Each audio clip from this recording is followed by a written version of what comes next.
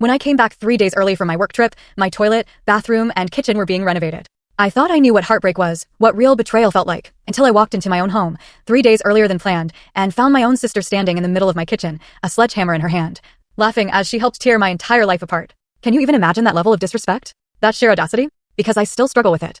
To understand why this gut punch hit me so hard, why finding my sister Amanda demolishing my house felt like the ultimate violation, you need a little backstory. My name is Maria, and I'm 32.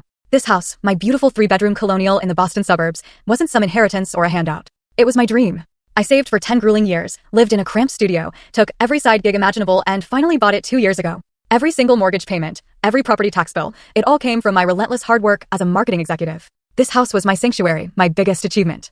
Amanda is 5 years younger than me, and from the moment she was born, she was the family princess. My parents adored her, indulged her every whim, and rarely, if ever, disciplined her.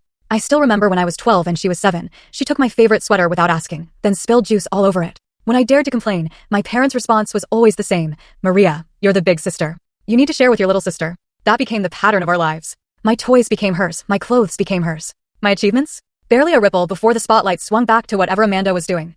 I accepted it because, deep down, I loved her and, honestly, I desperately wanted to please my parents. As we grew up, this dynamic only intensified. In high school, she borrowed my car without permission and ended up denting the passenger door.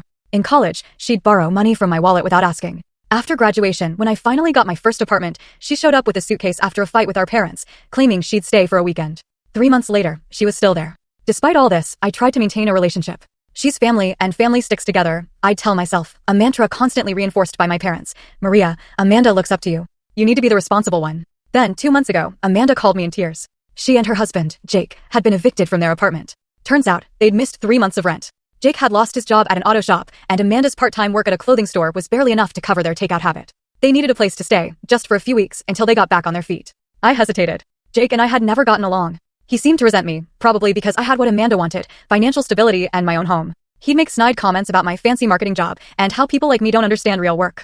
Still, I couldn't let my sister be homeless. You can stay on the pull-out couch in the living room, I told her, my voice full of a reluctance I tried to hide. Just for a few weeks while you find a new place. Amanda was effusive, showering me with exaggerated gratitude. You're the best sister ever. We'll be so quiet you won't even know we're here, and then don't miss the end. Watch full story, it's link attached below.